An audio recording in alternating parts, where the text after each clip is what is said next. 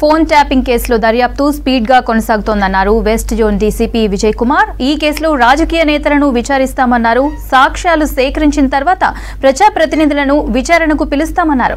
ఎంతటి వారినైనా వదిలిపెట్టే ప్రసక్తే లేదన్నారు. ఈ కేసులో ఇద్దరు కీలక నిందితులు విదేశాల్లో ఉన్నారన్న డీసీపీ వారిని ఇండియాకి రప్పించే ప్రయత్నాలు చేస్తున్నామని చెప్పారు. పంజాగుట్ట క్రైమ్ నంబర్ 243 ఆఫ్ 2024 ఏదైతే మన SIBలో జరిగిన కొన్ని కార్యకలాపాల మీద కేసు నమోదైందో ఆ కేసులో రాష్ట్ర ప్రజలందరికీ తెలిసినట్టు ఇప్పటి వరకు 4 నిందితులు అరెస్ట్ అయ్యి జైల్లో ఉన్నారు. ఇంకా 2 తప్పించుకొని వాళ్ళు విదేశాల్లో దాక్కొని ఉన్నారు.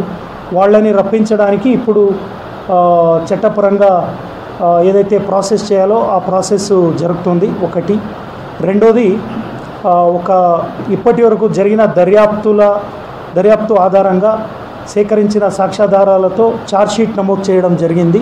ఛార్జ్షీట్ని కూడా న్యాయస్థానము ఇప్పుడు పరిగణలోకి తీసుకుంటూ ఫర్దర్ ప్రాసెస్ జారీలో ఉంది.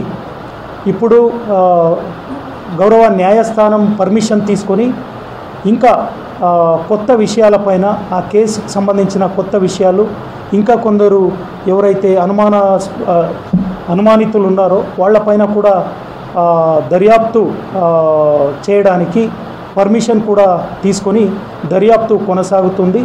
ఇంకా రాబోయే రోజుల్లో ఇంకా ఎవరైతే కొందరు అనుమానితులు ఉన్నారో వాళ్ళపైన సరైన బలమైన సాక్ష్యాధారాలను సేకరించే ప్రయత్నంలో ఇన్వెస్టిగేషన్ టీం ఉంది.